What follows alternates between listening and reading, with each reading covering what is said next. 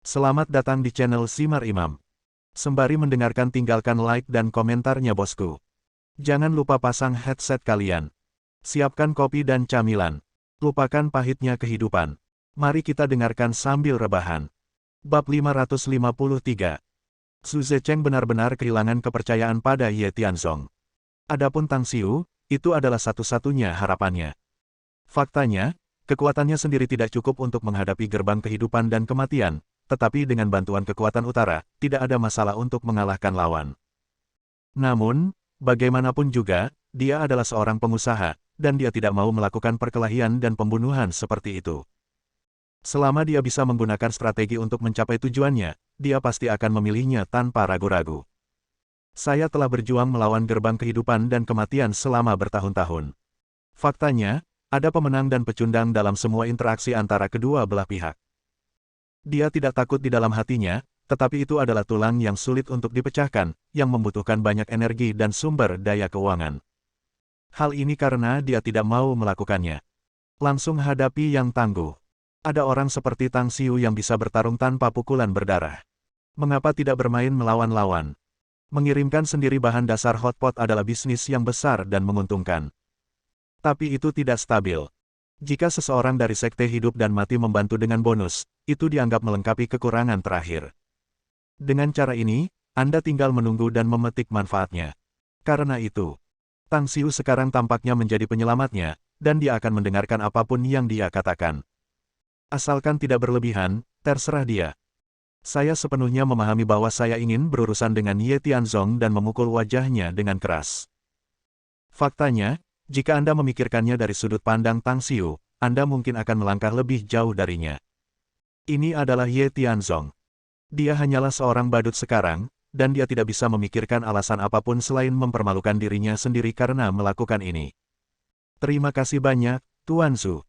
Jangan khawatir, selama aku di sini, urusan hari ini pasti berhasil.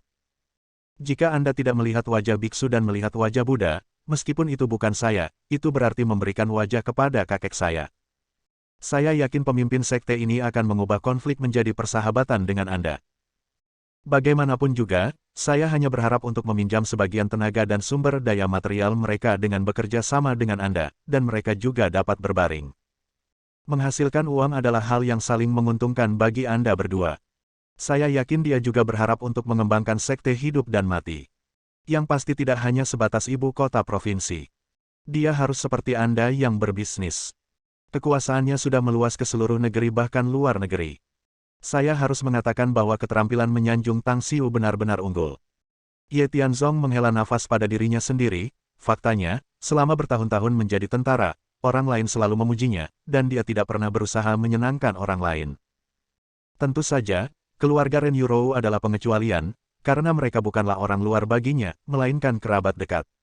Baiklah, kita duduk dan menunggu sebentar. 10 menit bukanlah waktu yang lama.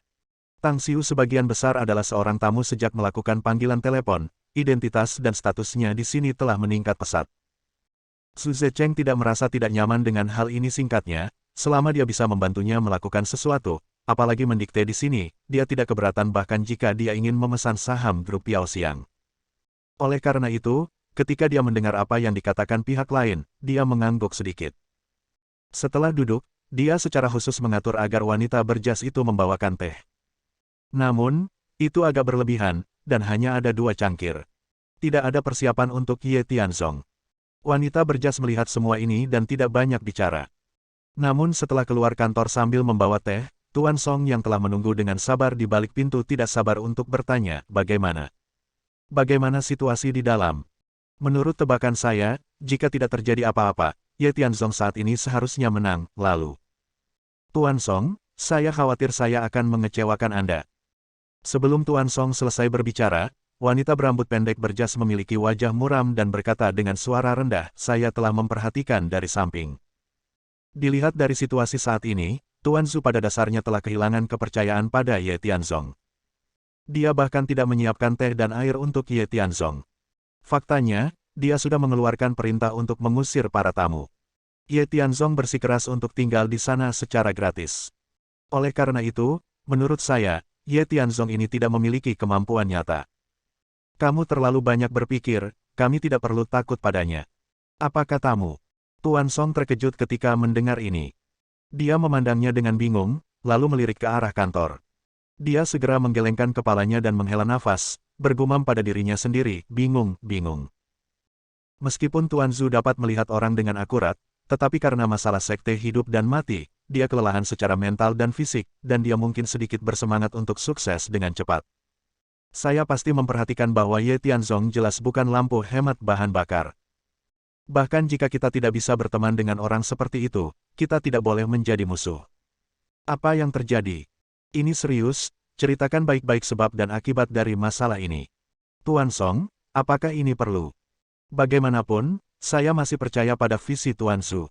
Karena dia telah mengatakannya. Katakan saja apa yang aku minta kamu katakan.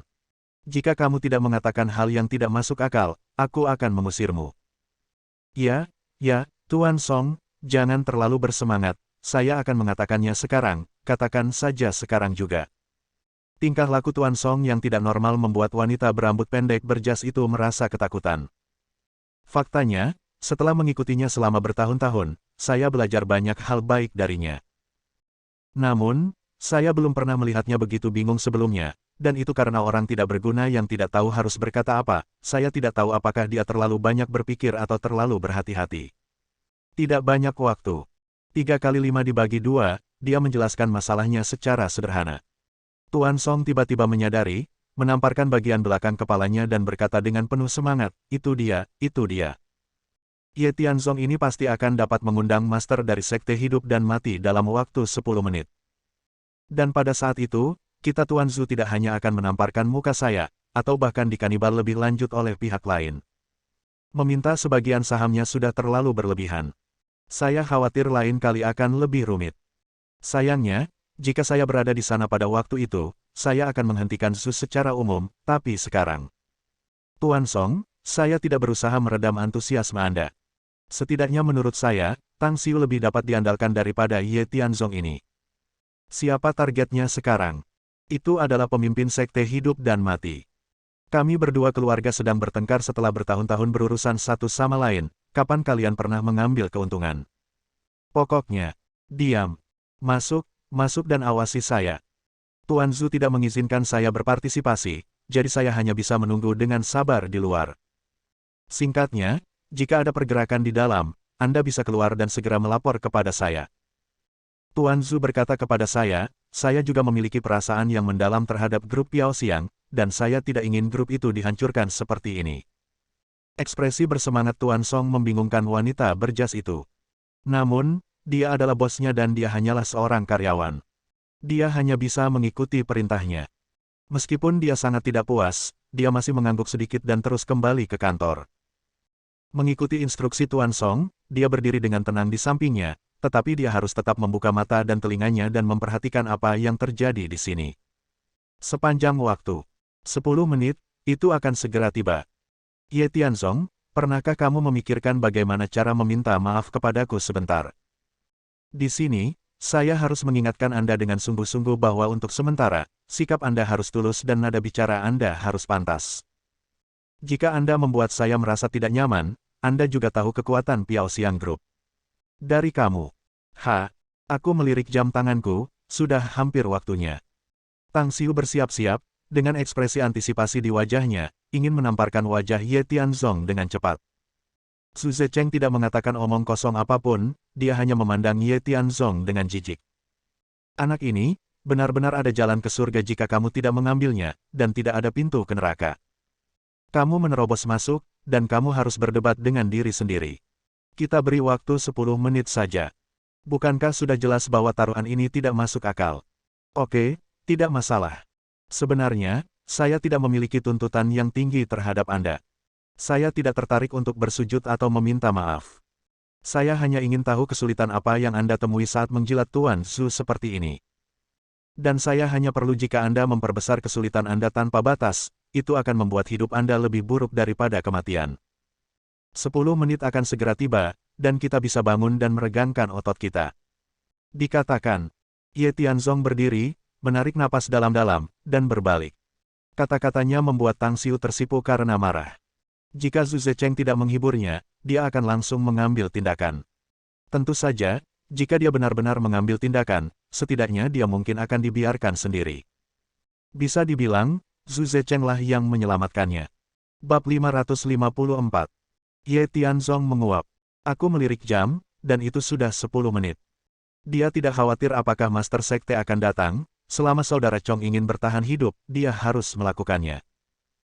Dan yang dia lakukan bukan sekadar menamparkan wajah Tang Xiu, dia hanyalah karakter kecil, paling-paling dia melakukannya untuk menarik perhatian Zhu Zecheng, sehingga dia bisa mencabut kekuatan utara di belakangnya. Waktunya sudah tiba, tapi orangnya belum datang. Menurut keteranganmu, sama saja denganku. Kita sudah membuat janji untuk menemuinya di kedai kopi. Saat dia sampai di tempat itu, dia mengetahui bahwa dia tidak ada di sana, jadi seharusnya dia meneleponmu saat ini. Tapi sekarang, apalagi pemilik pintu, itu saudara Chong. Mereka tidak datang, jadi apa maksudnya? Apakah saya perlu mengatakan lebih banyak? Tang Xiu mencibir dan menyilangkan kaki. Zhu Zecheng telah benar-benar kehilangan kesabarannya sejak lama. Dia tidak punya waktu untuk menemani Ye Tianzong bermain-main di sini, jadi dia berteriak keras, "Kemarilah, singkirkan anak laki-laki yang tidak tahu seberapa tinggi langit dan seberapa tinggi dia. Dia terus main-main di sini, aku tidak ingin mendengar dia berbicara lagi, apalagi melihatnya." Mendengar. Wanita berambut pendek berjas itu langsung kaget. Meskipun dia dan Tuan Zhu memiliki pandangan yang sama, Ye Tianzong ini tidak memiliki kemampuan sama sekali. Dia tidak memiliki kelebihan kecuali berpura-pura gila dan bertingkah bodoh di sini. Tapi kebetulan Tuan Song sangat menghargainya, dia adalah karyawan Piao Xiang Group dan dipromosikan oleh Tuan Song, dia sangat malu. Dan saat dia pasrah tentang hal ini dan tidak tahu harus berbuat apa. Nada dering telepon tiba-tiba berdering. Itu adalah telepon yang Ye Tianzong lemparkan ke nampannya setelah melakukan panggilan. Melihat ide penelepon, itu nomor telepon yang baru saja dihubungi, saudara Chong. Ini. Wanita berjas itu memandang Zhu Zecheng dengan ragu-ragu. Zhu Zecheng, yang awalnya marah, sedikit mengernyit. Dia awalnya mengira Ye Tianzong sedang bercanda dan tidak memiliki bakat sama sekali. Dia hanya mengandalkan apa yang disebut saudara Chong untuk membodohinya. Tanpa diduga, pihak lain benar-benar menelepon, tetapi situasi spesifiknya masih belum jelas. Tuan Zhu, biarkan dia mengambilnya. Kamu benar-benar mencari kematian. Kamu benar-benar berani meneleponku. Kurasa kamu pasti membuat alasan, mengatakan bahwa ada sesuatu yang tidak bisa dilakukan. Haha, aku sudah terlalu banyak melihat trik seperti ini. Oh, sialnya baiklah, ingatlah untuk melakukannya. Pasang di speaker ponsel, aku ingin mendengarnya dengan telingaku sendiri. Juga. Sekarang Anda, Tuan Tang, sudah berbicara, mari beri anak ini kesempatan, dan biarkan dia mati, dan mati sepenuhnya, agar tidak berbicara omong kosong lagi di sini nanti, yang membuatku kesal. Dengarkan apa yang mereka berdua katakan. Ye Tianzong sangat tenang, sejak panggilan itu datang, itu berarti semuanya terkendali. Dan selanjutnya, dia hanya perlu menamparkan wajahnya selangkah demi selangkah, dan mendapatkan apa yang diinginkannya. Sekarang, wanita berjas itu tidak melakukan apa-apa, dan dia masih tidak berani membantah apapun di depan Zhu Zecheng. Kalau dipikir-pikir, meskipun dia tahu bahwa panggilan telepon ini tidak akan mengubah apapun, setidaknya itu akan memberinya waktu jeda yang cukup. Saat dia menjawab telepon, dia diam-diam membuka pintu kantor dan membiarkan Tuan Song masuk. Dia tidak bisa memprediksi hasil akhirnya, jadi dia hanya bisa menyerahkannya pada takdir. Menurut pendapatnya, kematian Ye Tianzong tidak ada hubungannya dengan dia. Namun, dia tidak bisa menyinggung perasaan Tuan Zhu atau membuat Tuan Song sedih. Ini adalah satu-satunya hal yang bisa dia lakukan sebagai bawahan. Menjawab, "Hei, Tuan Ye." Orang yang berbicara bukanlah saudara Chong, melainkan suara lain yang terdengar agak tua. Dilihat dari nada dan nadanya, orang lain seharusnya berusia hampir 60 tahun, meskipun nadanya rendah, nadanya agak energik, dan dia harus menjadi praktisi jangka panjang. Ye Tianzong tidak tahu siapa pihak lainnya, dan dia tidak terburu-buru untuk berbicara. Namun, kemunculan suara ini mengejutkan dua orang yang sudah percaya diri dan bahkan bersiap untuk mengusir Ye Tianzong. Suara ini, mungkinkah itu pemimpin sekte lama dari sekte hidup dan mati, Guo Defeng? Ya, itu dia. Itu memang benar. Aku mengenali suaranya meski berubah menjadi abu. Dibandingkan dengan rasa percaya diri dan arogansi sebelumnya, yang ditampilkan kali ini adalah gaya yang berbeda. Tang Xiu memiliki wajah muram dan sangat bingung, mengapa orang tua ini memanggil Ye Tianzong dan terdengar cukup sopan. Apa artinya ini? Wajah Zhu Zecheng sangat terkejut, dan dia bahkan tidak bisa mempercayai telinganya. Dia sangat akrab dengan suara pemimpin sekte lama. Saat dia berkomunikasi dengan Tang Xiu tadi, pihak lain sangat hormat. Tapi sekarang saat berkomunikasi dengan Ye Tianzong, sikapnya setidaknya 3 atau 4 tingkat lebih tinggi dari sebelumnya. Apakah ini benar-benar orang tua bodoh yang tidak tahu siapa itu siapa? Atau apakah saudara Chong menggunakan suatu cara secara pribadi untuk menipunya? Atau memang benar pemuda bernama Ye Tianzong ini begitu hebat sehingga bahkan pemimpin sekte lama pun sangat terkejut dan tidak berani memprovokasi dia dengan mudah. Dia tersentak. Dia tidak bertindak terlalu tergesa-gesa. Segalanya masih belum jelas. Dia tidak berani memperingatkan musuh, dan dia tidak berbicara. Dia hanya menggunakan matanya untuk mengedipkan mata pada Ye Tianzong, meminta pihak lain untuk tidak mengabaikannya. Dia dan jawab dengan cepat. Untuk ini, Ye Tianzong tersenyum tipis.